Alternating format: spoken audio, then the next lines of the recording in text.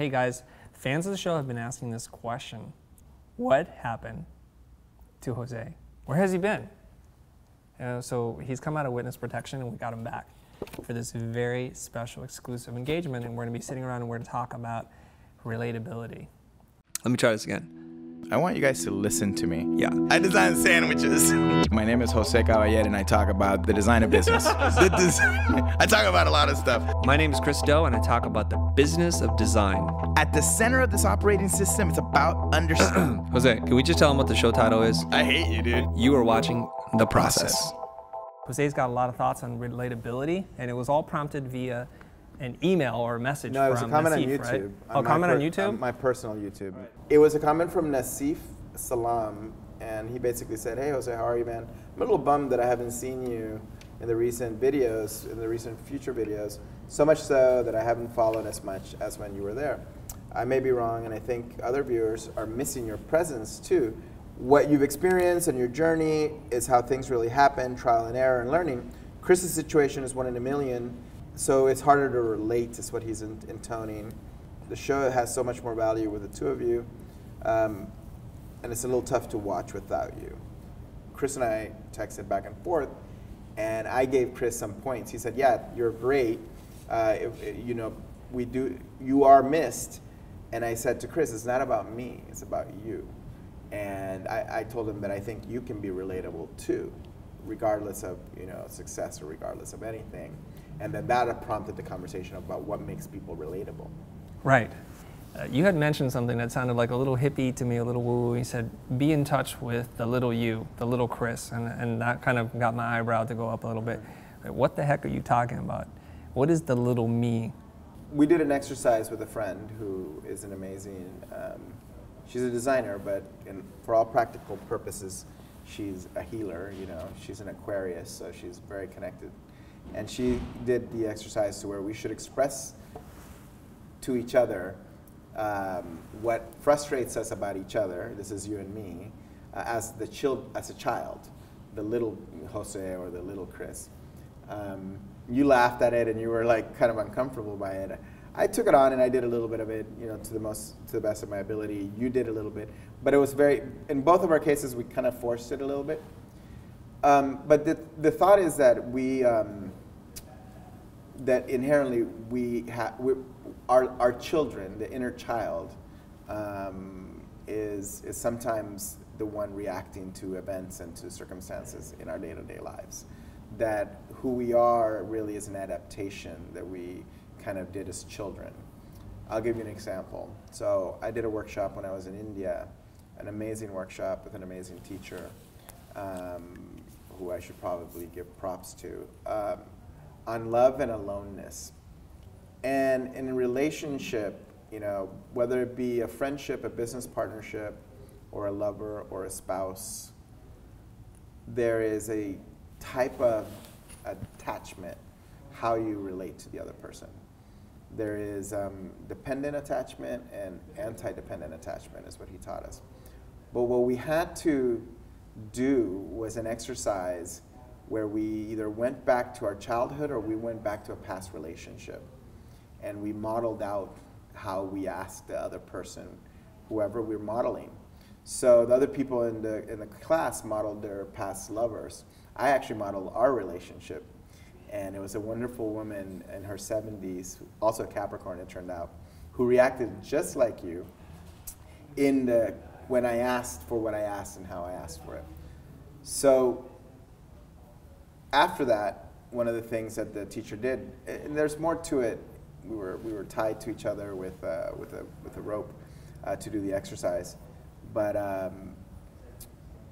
the goal of the whole damn workshop was to go back to the patterns that we established as children, how we adapt. I'll tell you what my patterns are. My patterns are pleasing, yes sir, helping, and not allowing myself asking for what I need, but just simply helping. The second pattern is attention, like wanting all the attention, like calling attention to myself and being obnoxious. And then the third pattern was manipulation. But back to the little person, the little Chris and the little Jose, there was a really amazing sculpture at Burning Man 3 years ago which was the wireframe of two people, a couple, away from each other, kind of like this in frustration, like if they just got into a fight. And inside the couple, in solid form but made out of light, like it was transparent with lights inside, were two children trying to connect. It was the little girl and the little boy, like as children. Because when we start to be socialized as children by our parents, no, don't do that. You know, this, that, whether you're Asian, whether you're Hispanic, Christian, or Jew, it doesn't matter.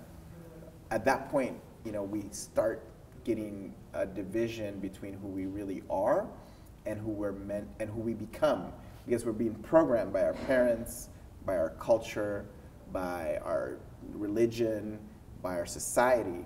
And then the question becomes, are you who you really are? Or are you simply a product of all that programming? So the little Chris that I mentioned is, who is the essence of Chris?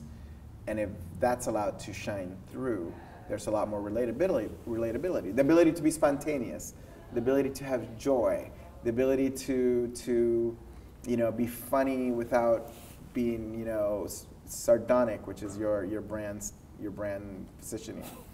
You know, you live in your character as to who you think you are. And I used to live in my character as to who I used to think I was, until I started questioning whether that was really me.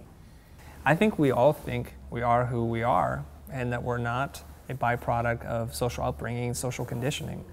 And I like to think that too. So how am I supposed to know if I'm being true to my little self? And is the little self the person you want to be? Because, you know, you think about, you know, the little self as being pleasing, attention getting, and manipulating. No, that's actually how I adapted when I was little to survival. Those were adaptations to having love. Okay, so you're talking about unraveling that and getting back to the core. Right. So what is the core of who you are? Good word, core. It's a great word. Actually, that's a great question. That is a really great question. How do you know if the little you is you? And how do you get back to the core? So look, I can only share my story and my experience because, you know, as we've known each other as friends for a long time. Yep. It was somewhat coincidental or not coincidental that for me that journey has been happening in parallel to us, you know, building this YouTube channel and building this idea. The pleasing, the first thing I asked when, you know, I was here, I was an independent kind of I was like, you know, I asked you what you wanted. You know, what do you want? And you're like, well, I want to build an education company. I said, okay, let's build that together. So that was both pleasing and manipulation at the same time. You know, I'm asking you what you want, and let's say, oh well, if you want that, I can, you know, we can do that together. But that's aside the point. You're asking the question of who you are at your core and how do you find out. For me, the journey has been a progressive one. It's a layer by layer journey. And when you start slowly peeling out the journeys, you know, are you the husband or the father, the son, the daughter, the preacher's son? Are you the art center alum? Are you the graphic designer? Are those all things those are all labels, right? That you see yourself as. Are you the funny guy? Are you the guy at the party who everybody laughs at? You know, are you lazy? Are you, you know, intelligent? All those things that you have as a perception of who you are, the attributes, let's call them brand attributes of yourself. Those are all, you know how brand attributes in Marty Neumeier's point of view is what people think of you? Yep. Are you that? You said something interesting when we started working together. You said a lot of people in our industry think or thought that I was the self-promotional, loud and obnoxious guy, but once you got to know me, that you saw different.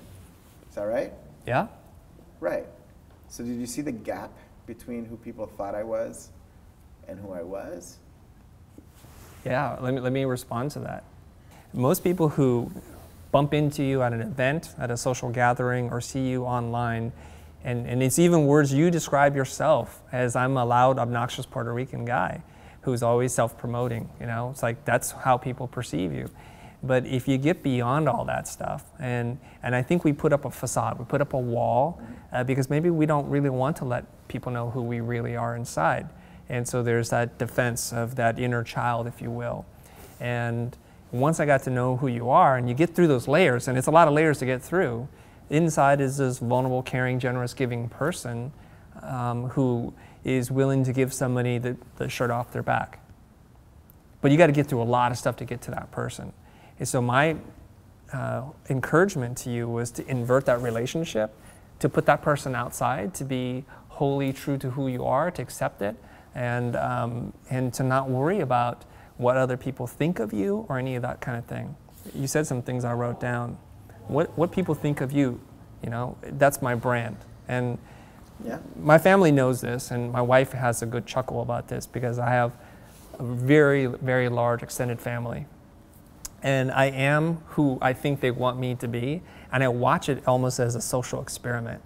So some people think of me as a super snotty, like LA guy, and some people think I'm a very responsible, mature person, and so I play with that, and I'm very flexible because I think I know who I am, so I really don't even care that much about what people have to say back to me.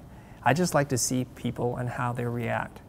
Now, just to give you some food for thought here, I've been thinking a lot about relatability. It's something I really struggle with, and I've talked about it before, but when I was in Santa Fe at the Motion Conference, somebody had asked, you know, you guys all have amazing careers, you've won awards, you've done amazing projects. How am I on this side of the aisle? How can I relate to what you're doing? And there's some really great answers that came out, but I've been thinking about it ever since. It's like, I strive to be a person who can teach people, who can share what I know, and that's what my purpose is. But I'm not able to do that if people can't see a pathway, a conduit into which they can graft their own experiences and match them up with mine. Your comment about Nassif saying, well, Chris is a 1 in a million kind of thing. So he's like, I'm not that 1 in a million. I'd like to think we are if we say we are. But part of that is, I think, and Kier, my business coach, talks about this quite a bit, is, Chris, you've been blessed or cursed not to have failures in your life, like massive, catastrophic failures. But you've had them. The way that you have failure is very different than how other people have failure. And it's astrological. You know, as a Capricorn, you climb like very tethered. Your anchors are super well structured. So when you fall back, you don't fall back all the way to the bottom. And there's people that climb with no anchors, and they fall back, they fall far. So you aim really direct, but also you climb very gradual. And also, there's a personality component, and I forgot your Myers-Briggs. You're sensing and measuring all the time. I'm INTJ. Right. So you're measuring people and you're sensing, you know, your way through. Like, I can see you watching. And then when you're comfortable, then you jump in all the way and like with fire. So a lot of people aren't like that. A lot of people are different because everybody's very different. Everybody's every sign. Everybody's very, complex. So I think back to the relatability question, our industry has that problem. And because we're really attached to ego and we're really attached to like awards, and you see it. You go to the industry events and people are all like very like, you know, like very, and I'm guilty of it, you know, and for me it was bravado. It's a Latin thing. Like when you attain some success, you show it. The key and the gift for being able to interview someone and really have the person be relatable, have the topic be relatable, and have you be relatable. You know, Oprah does it really well. Like, you're a long-last friend. You're a relative. You're an intimate to her, right? You're sitting on her couch, you know her, right? There's this, like, I know you. I think Oprah is very relatable, despite that she's like the highest earning woman in entertainment. She's God, right? Pretty much, right? Because she's had a story of struggle. I think her mom was a prostitute. And there's all these things, and she can be the every woman. And she's had her ups and downs. She struggles with weight. I don't know if she was ever married or not, but there's issues, and she struggles. And she does a good job of presenting that side and giving people an entry point so that they can listen to her. That's how I see it. You're an amazing friend and an amazing, powerful, creator. And you did something which is akin to Zen masters, like whipping you with you would say, you saw in me the pebble, like the possibility, and you kind of show me that, and contain the energy until that happened. It's like making diamonds, it's from pressure. That's why I call you Stern Asian Dad. And that's great when you have the same level, so when you have masters master's training. It's harder when you have a person that's a little bit more fragile. You can't make them into a diamond that way. Oprah's relatability, it's not from her struggle. I got upset back then when you made me like just focus on my struggles and I couldn't share my successes because I felt less than. That was my problem, not yours. But what I realized, it's not about Oprah having struggles. Everybody struggles. It's about her being real. It's about her being real and sharing them. When someone's in their true power, in their full power, when there is no necessity for fronting, there's no necessity for hiding, because you've gone all the way to the bottom. And the bottom not being, you know, the economic or social or like struggles. We're talking about the bottom, you know, the dark night of the soul. We're talking about the work to kind of transform as an individual. Different bottom.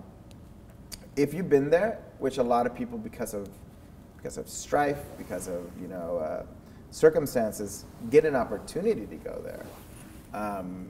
You know, many people find the path to that, to becoming their authentic selves, to becoming powerful, to becoming creative from the struggle. So you're saying that you don't have struggles, so it's hard for you to do that. But I'm saying... I didn't say that. Well, you do have struggles. Of course I have struggles. And you do, the question is a choice. Do you choose, not necessarily to share them for like, you know, for the salation, not salaciousness, right. for the impact of it, but to just have a real conversation.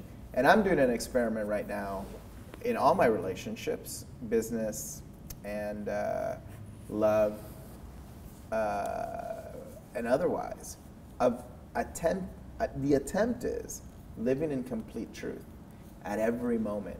So not only are you present, you're actually expressing how you feel. You're talking about a lot of abstract concepts right now. Can you speak to me in my language so I can understand it a little bit better? Because you're talking about authenticity, and I wrote down the word facade, like I'm building up some kind of wall. Give me something a little bit more like I can bite into, because I want to know. Like, give me advice. So say whatever you want to say. Well, let's look at it from the point of view of our audience. Let's look at it from the point of view of someone who is a designer who's starting to deal with clients who's younger. You show up to a meeting and you show up as, I'm a designer, I can't mess up, I have to be on, I have to know more than the client, I have to be on my game. You have this whole narrative and this whole story that who shows up to the meeting is not you. Who shows up to the meeting is a projection of who you think you're supposed to be for that client. And no wonder you're nervous. No wonder the client can see that, by the way. If you're a person that has, you know, traveled and has the level of, you know, understanding and maturity to become who they are, the more powerful a client is, the more they see you. And then when they see you, either A, it makes you uncomfortable, or B, you like, so yeah. Okay, can you put a pause on that? I want to read a comment from Derek Sharp. Derek Sharp said, Jose Caballer is one deep mother effer. And Chris Doe doesn't BS when someone's asking a question. Mr. Right to the point, Mr. Time is money, laugh out loud. Relatability-wise, both these guys are someone I would kill to hang out with, just to vibe with. So that's coming in from Derek Sharp. Here, you want honest feedback. The feedback, though, is that you only take it to a certain level. Okay, give it to me now. You only go so deep. And you're willing to only go so deep because you want control. And your adaptation is control. You control everything in your situations, your circumstance. Everything is in control. And if you can't control it, you become uncomfortable. So I think that's fair. The challenge is not necessarily, you know, so this woman that I did the workshop with, you know, and I hung out with her. This is 15 days, you know, at a you know, in India. I mean, I lightly kind of just got to know her inside that workshop. You know, she had an anti-dependent attachment pattern, meaning that where something happened, and in this case it was with her husband, you know, 15 years ago, that then she no longer, she controlled how deep she actually related to everyone around her. There was a force field of relatability. I'll give you an example. So I gave you a hug the other day when I got back, and I hug you and I try to hold, but you want to like disengage pretty quickly. But that's okay. There's a certain degree of intimacy that you're not willing to go to. And that's your control. You're protecting little Chris. And you said a story one time when we were having a fairly intimate conversation I don't remember what it was, about something happening to you, some girl cheating on you, I don't know, taking advantage of you or something. And you said, I never let that happen again. So Right. that's an example of adaptation. So you do not let a lot of people into your circle. So that's why it's very exclusive. Now you've built an audience of 50,000 people on YouTube because a person that did it with you gave them permission to actually be there, to join, because that person was open, that person was the door. And now without that person on there, the door is still open, but the frequency narrows. The frequency narrows as in now it's just you. I mean, I can talk for hours about Right. So abstract stuff that you don't like, or we can do yoga together on camera. I want to read something from Ian Kennedy, but first I want to respond to some of the things that you're talking about right now. Okay, so you're saying about being powerful in accepting who you are, to be comfortable in your own skin, and I could not agree with you more. I could not agree with you more. And we've talked about this a lot. Whether you call it Zen, just knowing yourself, some spiritual thing, I think when we pretend to be somebody who we're not, a lot of our brain power is focused on creating that persona. Keeping it going. Yeah, keeping it going. Think about like a lie that you tell somebody. It requires a lot of your brain power. So it doesn't allow you to be present. And there's some kind of imagined version of yourself that you think people want to see. So you start behaving funny. Like if you're at a party and you want to impress a girl, you think she wants you to be the funny, loud guy or whatever it is, and you become that guy and you get a couple of laughs, but then it's just some kind of facade you're holding up. Where if you came in just knowing who you are in all your flaws, and I think your flaws are more important to understand than what your strengths are, because the strengths are easy to recognize. It's the flaws, all the parts that make us human. And I think I've done a pretty good job of holding up that mirror and looking at myself and understanding this is where I'm weak and this is where I'm strong. And where I'm weak, I just let people know. This is where I'm weak. I'm not good, you know? Like at a party, I'm the social wallflower. I really am. I'm awkward. I don't know what to do. How do I say it? How do I get into that conversation? How do I get out of this conversation? Is it rude for me to go to the bathroom? Like, what are all these rules? And, you know, my jaw would tense up. So I've just learned now that if I'm uncomfortable with something, to have the state of mind to say I'm aware that I'm comfortable in this situation and I'd like to remain a part of this conversation, but if you start to see me check out, this is what's happening to me. And you and I did this in Portland together. And I articulated exactly what was in my mind, and you guys immediately changed the energy so that I can remain engaged in the room. My suspicion with you, and not my suspicion, what I know with you, is that you know, again, the protection and the inability to, like, in that conversation in Portland, to flow with everyone has a lot to do with the ability to connect. And it's not about relatability at that point. It's about the ability to get from here to here and just connect with the people. Now, I'm very good at that. I can connect with a stranger and like make them cry and then go away, you know, that practice of detachment, which I learned from you. So each coin has two sides and they're the same. So attachment, detachment, you know, funny, you know, sad, you know, or happy, sad. Let me read some comments. Go ahead. Coming in from our audience here. So Ian Kennedy says, I'm with Derek. You two are a bit of an odd couple. Jose Caballer has his fantastic cosmic perspective, and Chris Do takes Occam's razor to everything. I'm more like Chris, and I want to learn to be more like Jose. Thanks for all the two that you guys are doing as designers. Really Eric funny. Martinez says, I take my assistant with me, and I find that we both do really well together when we pitch, consult with clients, yin yang. So that's about finding polarizing or complementary energies, and we do that a lot. So I come, and when I'm going to a meeting, I travel with a producer or somebody else who's got a different energy, and that's really good. Jao Trigo says, hey, I relate to both sides. I need to have control of the situation for my creativity, flow without breaks, but I also need my meditation to engage, with my creative side, so relatability. Mario's back, he says, well, technically, at parties, the depth of human personality isn't exactly a priority. So usually the loud ones are having fun in the life of the party. And I get Jose's point about losing control. He's right, just go with the flow and don't resist. This is something I struggle with, and I gotta be honest with you. So you're calling on something and I wanna address it. ever since going to school from Art Center, I've had a hard time saying no to people. And because I'm more passive and introverted, if somebody asks, somehow I feel compelled to respond and help them out. And that's a little bit about my birth order. I'm the middle child, so there's a caretaking person there. You know, you called it pleasing. My therapist said it's caretaking. And I take care of others' needs before I take care of my own, to my own detriment. And it's something that I've had to work through. So I have to be careful who I surround myself with, because I don't like confrontation. So when somebody says, you know, drive me here, take me there, I want to do this, I want to meet, I feel compelled to say yes. And my wife pointed it out to me. It's like, you know, at some point, you're going to be helping out so many people that you'll be the last guy, and you'll not complete your homework. You won't have sent in the bid, or you're staying up to 4 in the morning, or you're going to neglect your other needs. It's like whatever needs are louder, take precedent over your own needs. So that's one of the reasons why I have this very selective group, and it's a very small circle of people that I let in, because I know that they're not going to take advantage of me, I'm not going to take advantage of them, and that's why the wall exists. But it's a wall outside of yourself. So there's obviously the issue of having boundaries and of learning how to center yourself. And it's about relationship, and it's about learning to be in relationship.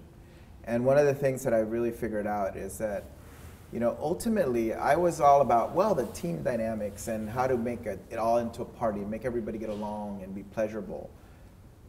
And I've learned now is that in relationship, the dance, the conversation, you know, the vortex that you create. And one of the exercises that we were doing in India, you were asked to dance by yourself and feel the music, really get into it, lose yourself into the music. I want to see Christo do this exercise.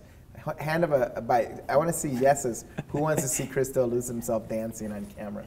Or you don't want to see that, trust me. No, but completely lose yourself. And then you have to find a partner, male or female, and then you have to dance with them. And you have to connect with them without losing yourself. That is so hard to do, because I get lost into the person. And I met this beautiful Chinese girl, per Christo's advice, marry a Chinese girl. I'm like, I never said that. Yeah, you did. You said that. Shut up, dude. Like, I didn't say that. She was amazing. I apologize to all the Chinese people. Wait, isn't your wife from Taiwan? She is. Right. So you're actually saying use my model. I approve this model. Your wife is amazing. So the point is that I was trying to dance on my own, but with her, and stay connected. So the challenge that you have of establishing this broader force field around you might actually disallow from great people that help you move forward in your path, in your Dharma path, to enter your life. I entered your life because I'm very like smooth, you know, operator. You played a Sade song right now. Right, smooth operator. Yeah. And you know what? We both gave each other a gift. You know, it's the traveler. Hello, fellow traveler. You know, on my journey, I gave you something and you gave me something. And what I actually urge people in general, you know, as collaborators, is to learn that dance and to go beyond collaboration into co-creation. And the ability to co-create is one that requires you to first find you and have the ability to create from your center, from who you really are. Without that, you can't co-create. Without the force field, you can collaborate all you want. It's the difference between dry humping and love making. You can do a lot of dry humping and you can start some fires and you can build shit and you can build amazing shit that way. But the future, what we need to build together as a species, won't come from anything but true co-creation. And that's a dance that very few of us can do. Most people choose to stay in the stories of who they think they are, and they don't ask the questions of who really am I? Maybe people are imagining this scene in their mind where I'm like, I've got a stick, a little stick, and you know, like a bamboo sweeper, and I'm whacking Jose. It's like, come on, get to it. No, I just want to clarify something for you guys that are watching this. Is once I was able to peel through the layers, and there's lots of layers to get through, and then I see in Jose's parlance, in his vernacular, little Jose in there, and I see this person who I think would be something that the world would adore and like and appreciate, but this is not a person that comes out very often.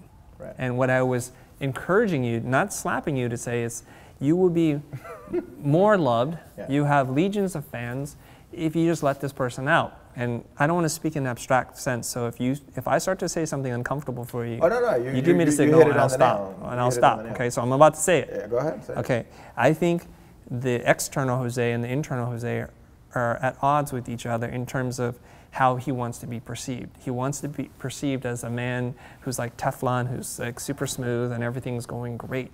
But the internal person has had his struggles, has had his dark days, and has overcome those things and is, I wouldn't say struggling, but it's a challenge to kind of resolve all these parts and pieces within yourself and your relationships and your life and your career and your business, and to let that person out, to say like, you know what, I didn't get this job, I made a couple of key mistakes, here's what I learned from it, here's how I'm going to grow. And I think people then attach themselves so much to you and say, wow, what a genuine, authentic human being who's so open and willing to share, who isn't concerned about what other people think. And that's the person I was encouraging, not whipping, encouraging to come out. Now there's a bunch of questions here or comments, so I'm going to read some of them to you. Go for them, yeah. Okay? Tommy was saying, would love to see more content about self-awareness and being present. That's something for you to think about, something for me to think about. Here we go. Here's a real question. Let's respond. Let's keep it nice and tight, like 30 seconds or less. Expound on collaboration versus co-creation. I got lost in the dance. Get specific. That's what Ian Kennedy is asking for. So Jose, get specific. Let's talk about that, collaboration versus co-creation. So, you know, when people talk about this idea of 2 + 2 = 6 or something like that, like, you know, it equals more than the sum of the parts. In collaboration, there's a goal and you bring a team together to accomplish that goal, and the goal supersedes everything. So you might be designing a website and you all collaborate to design the website based on a brief, etc. Building a company a lot of times is collaboration, collaborative effort, and the leadership sets the tone. But it doesn't include necessarily who the people really are. Co-creation really happens when you see a film that moves you because the cinematographer brought himself, the director really brought himself, the actors brought themselves. It became more than what one person could have dictated or willed to be. So the will for it to happen, you willing something to happen with a group of people is very different than, this effortless inclusion of the different people on the project to create something that's bigger than the original. So Mario Ronci, he's like, Jose, you're so deep I can't even see you. When's the Enlightenment Kit 1.9 coming out for Mario? That's a good one, Mario. We're building it right now. That's an awesome kit, Enlightenment 1.9. And then Nathan says, but for real, Jose is my spirit animal. Some of the best insights I know. I have no idea what we talked about. I have no idea what Jose Chris said. is also lost. It's like, Here, I'm all... But I'm going to tell you something. I'm going to say something. Say something? I'm going to say something real. I just want to say thank you for being open to the conversation. And I would like to come back to the network and contribute my gift and my path. But what I want to know is questions. Like, what would people want to know? I mean, self-awareness is one thing. If I were on the Future all the time, what would the channel on the Future be that has Jose on it? What conversations would Christo and Jose have? Who would you like me to bring on to the show to have conversations beyond, just, hey, here's design? Because the process is one thing, but being is another. Tommy asked this question, why is authenticity important for design? If we're not trying to impose our style taste for our client, do you want to respond to that? That's a good question. It's a little deep.